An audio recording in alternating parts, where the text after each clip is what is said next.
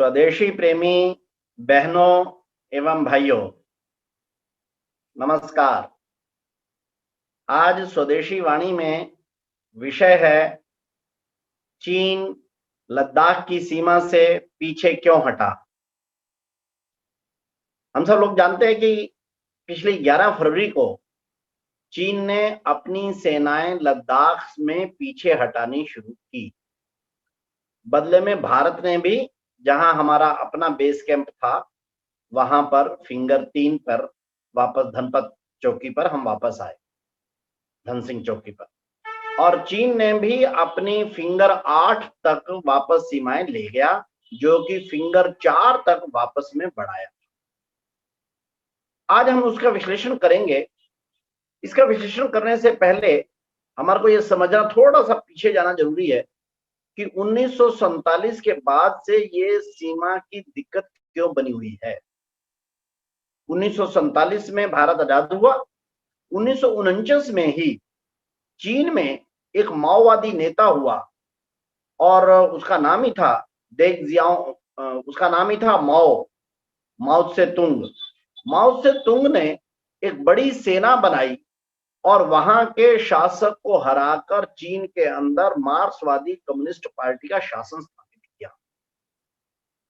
और वो क्योंकि साम्राज्यवादी थे, संपूर्ण दुनिया को अपने कम्युनिस्ट शासन में लेना चाहते थे, इसलिए न केवल उसने चीन बल्कि उस समय पर तिब्बत, जो एक स्वायत्त शासी क्षेत्र था और उसको वहां के धर्मगुरु दलाई लामा उस पर राज्य करते थे, उनको हटाकर वहां का संपूर्ण शासन अपने कब्जे में ले लिया। और दलाई लामा को अरुणाचल क्षेत्र की तरफ से भागकर भारत में शरण ले। ये 1959 की बात। और उसके 2-3 साल में ही उसने भारत के भी क्षेत्र पर अपना कब्जा घोषित करना शुरू कर दिया। नेहरू जी प्रधानमंत्री थे, कृष्णा मेनन उनके रक्षा मंत्री थे, और वो उनको इस दृष्टि से कुछ ठोस करना चाहिए था नहीं। अंततोगत्वा 1962 में चीन ने सेनाएं अपनी भेज दी। हमारी तैयारी बिल्कुल नहीं थी उस समय पर। नेहरू जी तो थे भी उस समय पर नेपाल के अंदर। हिंदी चीनी भाई भाई के नारे लगाना तो आसान है, लेकिन देश की सीमाओं की रक्षा करने के लिए जैसी संकल्प शक्ति युक्त थी वैसी नहीं थी। और अंततोगत्वा परिणाम ये हुआ कि लगभग 3000 से अधिक सैनिक हमारे शहीद हुए और हमारी 38,000 वर्ग किलोमीटर का क्षेत्र, अक्साई चीन का क्षेत्र, जिसको आप देखेंगे यहां नक्शे में दिखाएंगे, वो चीन जो है वो हमारे से कब्जे में ले। और उसके जो चीन ने अपनी बनाई हुई सीमा थी उसको हमने, और चीन ने कहा कि ये LAC है, लाइन ऑफ एक्चुअल कंट्रोल। और एक बड़ा भूभाग पाकिस्तान ने, जम्मू कश्मीर का जो उसके पास था, गिलगित का, और जो हिस्सा उसके पास था, उसको उसने चीन को सप्रेम भेंट कर दिया, क्योंकि उसको मालूम था पाकिस्तान को कि भारत से तो वो इसकी रक्षा कर नहीं पाएगा। चीन लेकिन क्योंकि तब से ही बड़ा देश हो गया था, इसलिए उसने उसको भेंट कर दिया। यानी तब से ये झगड़ा तो चला आ रहा है सीमा का। अभी का वर्तमान में, बीच में भी 2-3 झगड़े हुए, लेकिन अंततोगत्वा 1984-85 में एक संधि हो गई थी कि दोनों ही देश सीमा के ऊपर जो विवाद होगा उस विवाद पर और गोली नहीं चलाएंगे। और यही नहीं हुआ। अभी जो इस समय पर घटनाएं वगैरह हुई उसमें बार बार फिंगर शब्द आ रहा है। ये फिंगर शब्द क्या है? जहां पर भारत और चीन की सीमा लगती थी ना, अक्साई चीन का एरिया जो उसके कब्जे में, उस सारे की सीमा लगती है, उस सारे में गलवान नदी बहती है। गलवान नदी, वहां पर एक बहुत बड़ी झील है, समुद्र जैसी झील होगी, प्योंगसे नाम की एक झील है, उसमें वो नदी जाकर मिलती है। उसकी दोनों तरफ जो पहाड़ियां हैं, उन पहाड़ियों की शक्ल ऐसी है कि ऐसे जैसे उंगली होती है ना, ऐसे ऊंची नीची, ऐसी ऐसी समझो, ऐसे 8 वो पहाड़ियां हैं वहां पर। और वो क्योंकि उनका आकार ऐसा है जैसे हाथ की उंगलियां होती हैं, जिसको फिंगर बोलते हैं, इसलिए उनको नाम पड़ गया फिंगर ऐसा। वो 1 2 3 4 5 6 7 8 है। भारत अभी इस समय पर 3 नंबर, 1 2 और 3, इस पर भारत का हक है, यानी हमारा कब्जा है। और धनपत सिंह चौकी हमारी वहां पर स्थापित है, फिंगर 3 के पास। चीन का जो स्थायी स्ट्रक्चर है वो 8 के पार है, 8 के पास उसका है। 3 से 8 के बीच में जो एरिया है ये बफर जोन है। इसमें दोनों की सेनाओं के कोई स्ट्रक्चर कोई नहीं बना हुआ और दोनों की ज्वाइंट पेट्रोलिंग होती है। ज्वाइंट का मतलब हमारे भी जाते हैं इधर घूम फिर आएंगे, उनके भी घूम फिर आएंगे, ये किस्म से बफर जोन है। ऐसा है वहां की स्थिति।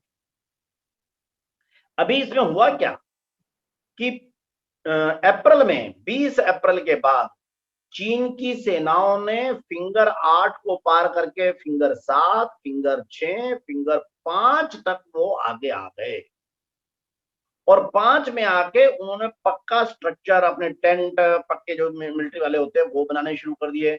उससे पीछे तक उन्होंने सड़क बनानी शुरू कर दी। वहीं पर ही झगड़े की प्रक्रिया बनी, क्योंकि हमने कहा कि भाई हम 3 से आगे कुछ नहीं बना रहे, तुमने 8 के आगे नहीं बनाना था, इस बीच के क्षेत्र में कुछ बनाना नहीं था। हमारे भी सैनिक आते थे, तुम्हारे भी सैनिक आते थे, लेकिन क्यों कर रहे हो? लेकिन वो चीन था, उसको तो करना ही था। उसने भी किया। क्यों? क्योंकि जिस समय वायरस फैला चीन से, उसने सारी दुनिया के अंदर चाइना के बारे में एक अप्रतिष्ठा, एक निंदा का भाव भर दिया। संपूर्ण दुनिया को लगा कि चीन ने सारे दुनिया को एक महामारी दी है। इसका असर उनके व्यापार पर पड़ने लगा, कंपनियां वहां से छोड़ छोड़ के जाने लगी। अमेरिका ने चारों तरफ से घेरना शुरू कर दिया। अमेरिका ने कहा इसके लिए दोषी है, चीन के ऊपर दंड डालना होगा। चीन को लगा मैं चारों तरफ से घिर रहा हूं और मेरी बदनामी हो रही है। इसको उसने पलटने के लिए, विषय दूसरा बदलने के लिए, उसने मार्च अप्रैल से ही जापान के साथ भी झगड़ा शुरू कर दिया, फिलीपींस के साथ भी झगड़ा शुरू कर दिया, वियतनाम के साथ झगड़ा शुरू कर दिया। 14 देशों से उसने कुछ ना कुछ झगड़ा शुरू कर दिया, ताकि विषय जो है चाइनीज वायरस और उसके कारण से जो उसकी करतूतें उस पर ना जाकर अब झगड़े के ऊपर आ जाए। और उसमें कुछ मात्रा में सफल हुआ और इस नाते से उसने 20 अप्रैल के बाद अपनी सेनाओं को भारत में यहां आगे बढ़ा। अब 15-16 जून की रात्रि को क्या हुआ कि भारत का संतोष बाबू, बिहार रेजिमेंट का हमारा कर्नल था, और उसके साथ बाकी के सैनिक ये वहां गए और उन्होंने जाकर 14 जून को उनका सारा स्ट्रक्चर वगैरह जो है ये उखाड़ फेंक दिया।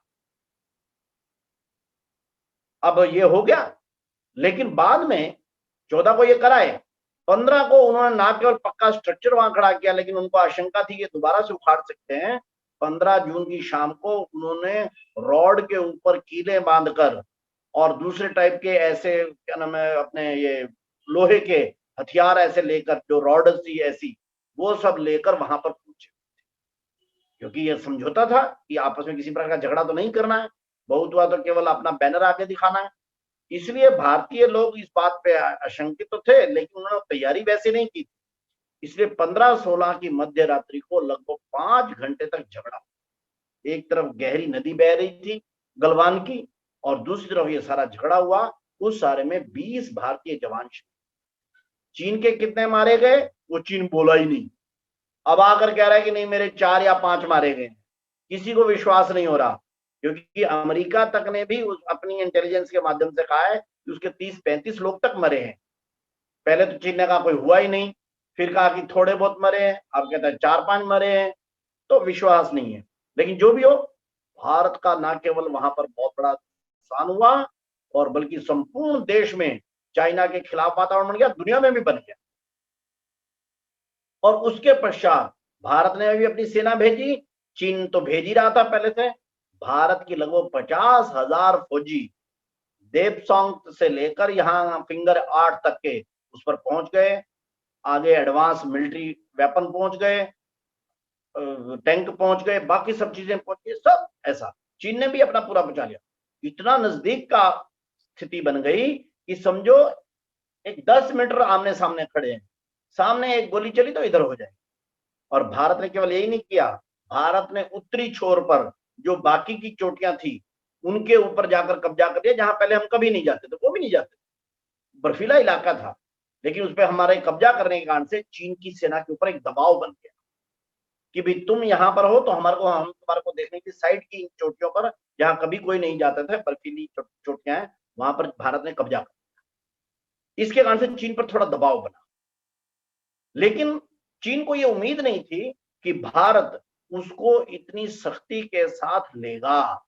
सोचा कि उसके बाद टॉक्स चलेंगी, 2-4 महीने टॉक्स चलती रहेंगी, उसके बाद ठंडा हो ही जाता है।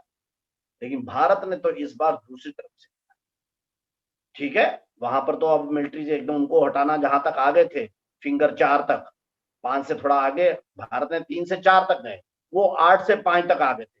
4 और 5 के बीच में ये झगड़े वाला पॉइंट है, लेकिन उस पर वहां पर आमने सामने सेनाएं खड़ी हो गई और भारत में चारों तरफ से चाइना को आर्थिक रूप से उद्ध्वस्त करने के लिए प्रयत्न शुरू हो गए। केवल सामाजिक काल वगैरह नहीं हुई, ना ना ना, व्यापक स्तर पर सरकार ने भी शुरुआत में ही 59 चाइनीज बैन पर ऐप, बाद में 118 छोटी उनकी जो चाइनीज ऐप थी उस पर लगाया। उस पे अरबों रुपए का उनका व्यापार एड के कारण से, डेटा के कारण से उनका चलता था, वो सब एक दिन में ही समाप्त हो गया। केवल ये नहीं हुआ, रेलवे ने उनको कॉन्ट्रैक्ट दे रखे थे कुछ, जिनमें उनकी कंपनियों ने बिड लगाई हुई थी, उन सब को एक साथ रोक दिया। हीरो मोटर्स ने 900 करोड़ का अपना टेंडर दिया हुआ था, उनका आप हमारे को नहीं चाहिए, हम कहीं से भी करेंगे, आपसे नहीं लेंगे। भारत ने फार्मास्यूटिकल्स जो हमारा वहां से आता है बहुत बड़ी मात्रा में, 70% तक आता है हमारा एपीआई उनसे, उसमें भारत में पैदा करने के लिए, बनाने के लिए पीएलआई, प्रोडक्शन लिंक्ड इंसेंटिव, ये दे दिए। मुंबई के अंदर मोनो रेल का एक प्रोजेक्ट उनकी कंपनी लेने को थी, उसके ऊपर रोक लगा दी गई। दिल्ली मेरठ रूट को क्या नाम है, उस पर रोक लगा दी गई। जो आइटमें आती थी उनका सारा पूछा गया कि क्या क्या आता है, हमारे डिपार्टमेंट ऑफ इंडस्ट्रियल प्रमोशन ने, और 1000 ऐसी आइटमों की लिस्ट बनाई जो चीन से आती थी। उन सब के ऊपर कस्टम ड्यूटी, इंपोर्ट ड्यूटी, वो कुछ कुछ कुछ कुछ मात्रा में बढ़ाना एकदम शुरू कर दिया।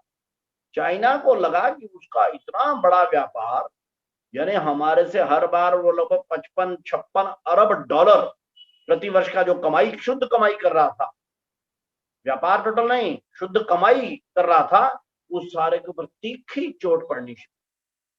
उसको ध्यान में आने लग गया कि अरे वो ठीक है, सीमा पर पता नहीं उस एरिया में क्या होगा, लेकिन प्रत्यक्ष उसको यहां पर इतनी लंबी गहरी चोट। और दूसरी तरफ भारत क्वाड में, क्वाड क्या है, 4, अमेरिका, जापान, ऑस्ट्रेलिया और भारत, इनका सैन्य अभ्यास दक्षिण सागर में शुरू कर दिया। तो चीन को लगा, पहले तो भारत इसमें जाने से संकोच करता था, संकोच करते भी थे, भाई क्यों जरूर से ज्यादा पंगा लेना चीन के साथ, ठीक है, एक रहना। अमेरिका के साथ भी रहकर कितना ज्यादा आएंगे, अमेरिका क्या किसी देश के लिए थोड़ी आएगा, हमारे को हर एक देश को अपना अपना देखना होता है। किंतु हुआ ये कि चीन ने इस बात को भांप लिया कि भारत इस कार्रवाई से, भारत अमेरिका जापान ऑस्ट्रेलिया का ये चतुर्भुज बनाने की तरफ तेजी से बढ़ गया है, जो पहले नहीं बढ़ रहा था। अब अमेरिका, चीन को लगा कि तुम दोनों तरफ से तुम्हारे को लॉस हुआ भाई, आर्मी के आर्मी खड़ी है, सर्दी तो प्रकृति उनको भी मारती है, हमारे को भी मारती है। हमारे तो तिब्बत की एक रेजिमेंट हमने वहां लगा रखी है, इसलिए उनको तो इस बात का अभ्यास था, उनको तो अभ्यास भी कम था, इसलिए सर्दी और प्रकृति की मार उन पे ज्यादा पड़ रही थी, बनाया हमारे का। मिलिट्री वाइज हमने अधिक अलायंस बना लिए, इकोनॉमी वाइज हमने अधिक उनको चोट पहुंचा दी थी। इसके कारण से चीन को लगा कि इस सारा करने के कारण से उसको लाभ क्या हुआ, बल्कि आगे आगे हानि हो रही है। अंतरराष्ट्रीय स्तर पर भी जो सार्क कंट्रीज हैं, सार्क कंट्री यानी सार्क कंट्री और साउथ ईस्ट एशियन कंट्रीज, जैसे वियतनाम है, लाओस है, सिंगापुर है, वियतनाम है, इंडोनेशिया है, इन सबके अंदर एक भावना आने लगी थी कि चीन जो है ये हमारा दुश्मन देश है और भारत ही वास्तव में चीन के साथ डट के खड़ा रहता है और इसलिए हमारे को इधर आना चाहिए। इवन श्रीलंका, इवन नेपाल जो काफी के क्लोज चला गया था चीन के, वो भी वापस भारत में आने तक की तरफ आने लगे। तो चीन को लगा किसी मोर्चे पर भी, जियोपॉलिटिक्स पर हो, मिलिट्री वाले मोर्चे पर हो, इकोनॉमी वाले मोर्चे पर हो, अथवा इंटरनेशनल मिलिट्री कॉपरेशन के मामले में हो, चारों तरफ से भारत ने बड़ी मूव कर दी है। इसलिए नवंबर में ही वास्तव में उसने मन बना लिया था, जब हमारी जयशंकर जी की बातचीत हुई थी, लेकिन कुल मिलाकर उसको क्रियान्वित करने में 11 फरवरी तक का समय लगा। और उसने कहा कि अच्छा ठीक है, आप समझौता करते क्या। हमने कहा 20 अप्रैल से पहले जहां पर सेनाएं थी वहां पर जानी चाहिए, एक। और दूसरी बात हमने कही, जो भी इन दिनों में स्ट्रक्चर बनाया कच्चा अथवा पक्का, ये सब दोनों सेनाएं हटाएंगी। दोनों सेनाएं 20 अप्रैल से पहले वाली पोजीशन पर जाएंगी। तो हम वापस 3 पर, हम तो 4 से 3 पर आए और वो 4 से 5 और 4 के बीच में थे, वो वहां से वापस 8 पर गए। सो जैसे नाम की उनकी चौकी है वो वहां पर वापस गए, और इधर यहां पर अंतरराष्ट्रीय एजेंसियों ने दिखाया है कि उन्होंने अपने तंबू टेंट ये वो तेजी के साथ वहां से, समझौता तो ये था 15 दिन के अंदर ये सब कुछ ले जाएंगे, और वो केवल 5 या 6 दिन के अंदर ही सब कुछ उखाड़ उखड़ के पूरी तरह से लेके उनके सैटेलाइट फोटो वगैरह सारे आ गए। तो कुल मिलाकर भारत, हम इसको बड़ी भारी जीत इसलिए नहीं कह सकते कि 20 अप्रैल का क्या नाम है से पहले वाली पोजीशन पर ही तो आए हैं। हमने कौन सी कोई चीन की सीमा ले ली या कौन से कोई बड़े विवाद हल कर लिए। और चीन तो बिल्कुल ही नहीं कह सकता, चीन वास्तव में तो हारा है, क्योंकि वो मान नहीं रहा था कि 20 अप्रैल से पहले वाली पोजीशन पर उसको वापस जाना चाहिए। अभी वो वहां पर गया है। हमारे को करने वाली बात क्या है, एक बात समझने वाली है, किसी भी देश की हमेशा केवल सेना नहीं लड़ती, केवल सरकार नहीं लड़ती, उस देश का समाज का जागृति लेवल कितना है इसके ऊपर सरकार और सेना के निर्णय आधारित होते हैं। इसलिए भारत के हमारे समाज को पाकिस्तान और चीन इन दोनों के प्रति ना केवल कड़ा रुख रखना होगा, सजग रुख रखना होगा, बल्कि संपूर्ण देश में देशभक्ति का लेवल ये बनाए रखना होगा। इसके कारण से कहें कुछ फायदे भी हो गए हैं। फायदे क्या हो गए, एक तो संपूर्ण देश में समाज में तो चाइनीज बाइकआउट का था ही, लेकिन सरकार के बाबू, सरकार के अधिकारी, पॉलिसी मेकर्स कहते थे नहीं नहीं ठीक है ये तो चलता है, लेकिन व्यापार तो चलता रहता है। पहली बार ऐसा हुआ है कि पॉलिसी मेकर्स, नेता, ब्यूरोक्रेट, बाकी सब कुछ, कस्टम के अधिकारी सब एकजुट हो गए कि नहीं भाई चाइना को इस बार तो वापस कुछ होता। इसलिए अब चाइना का जो इलीगल तरीके से व्यापार होता था वो तो पक्का इस समय बंद। दिवाली के आसपास के उसमें में एक कैलकुलेशन आया कि 40,000 करोड़ का व्यापार का उसको चोट पहुंची है। लेकिन हमारे को केवल चोट ही नहीं पहुंचानी, हमारे को चीन के साथ अपना व्यापार बराबर के लेवल पर आना है जिसमें 0 घाटा होना चाहिए। अभी व्यापार घाटा जो 54-55 अरब डॉलर तक पहुंच गया था, वो वहां से वापस कम तो हुआ है, बड़ी मात्रा में कम हुआ है।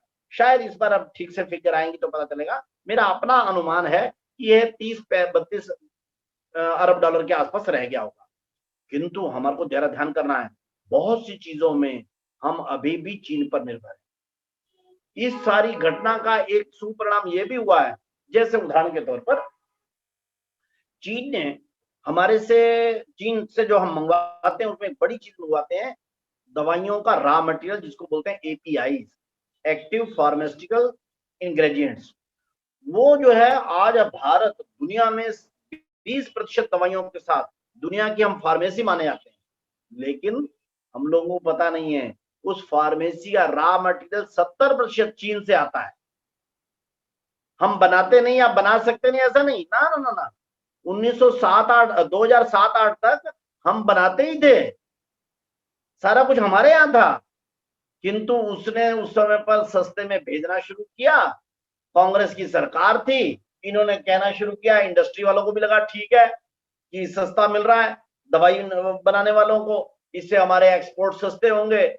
बोलो जी, इन्होंने क्या किया, अपनी फैक्ट्रियों को धीरे धीरे बंद करके चाइना की वहां से मंगवाना शुरू कर दिया।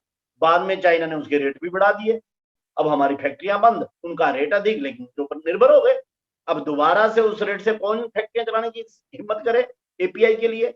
लेकिन इस घटना के बाद भारत सरकार ने पीएलआई दिया है, प्रोडक्शन लिंक्ड इंसेंटिव दिया है, फार्मास्यूटिकल्स को भी दिया है, बाकियों को भी दिया है, इलेक्ट्रॉनिक्स वालों को दिया है, मोबाइल वालों को दिया है, बाकी चीजों को भी दिया है। कुल मिलाकर भारत ने इसमें से आत्मनिर्भर भारत होने का सिद्धांत खड़ा कर दिया है। भारत ने इसमें से सीख लिया है कि जब तक हम अपने पैरों पर खड़ा नहीं होते, अपना मैन्युफैक्चरिंग खड़ा नहीं करते, ना तो हम अपने रोजगार खड़ा कर पाएंगे और ना ही विदेशियों के ऊपर निर्भरता हम अपनी खत्म कर पाएंगे। हमारे को इंपोर्ट सब्स्टिट्यूट पे जाना ही है, ये हमने इस सारी घटना में से सीख लिया है। वो कहते हैं कुब्बे ने लात मारी और इसका कुब निकल गया। हमारा तो हाल हुआ वही। चीन ने तो अपनी तरफ से हमारे को चोट पहुंचाई, लेकिन कुल मिलाकर हुआ ये है कि इसके कारण से हमारे लोगों की ये जो सुस्ती थी वो दूर हो गई है। अब भारत मेक इन इंडिया नहीं, मेड बाई इंडिया पर, मेड बाई भारत पर आ रहा है। अगर इस समय पर हम आत्मनिर्भर भारत का सिद्धांत, स्वावलंबी भारत का सिद्धांत 1991 में जो दत्तोपंत ठेंगड़ी जी ने उस समय कहा, स्वदेशी, स्वावलंबन, स्वाभिमान, आत्मगौरव, इसमें से जो हम खड़े होंगे, हमारे प्रत्येक छोटे सामान में, खाने पीने की वस्तुओं से लेकर घर में आने वाली चीजों के प्रयोग से लेकर उच्च स्तर तक की चीजों में अपने देश का बना हुआ, स्थानीय बना हुआ, इसको हम खरीदेंगे करेंगे तो निश्चित रूप से इसका देश की इकोनॉमी और देश की रक्षा तंत्र पर भी प्रभाव। देश को अगर रक्षित रखना है, आर्मी को अपनी सही भावना के साथ आर्मी को ये लगना चाहिए कि संपूर्ण समाज हमारे साथ खड़ा है, तभी वो फौजी -20 डिग्री में हमारी रक्षा कर सकता है। इसलिए हमारे को चाइनीज बहिष्कार, स्वदेशी स्वीकार, अपने इस स्लोगन को भूलना नहीं।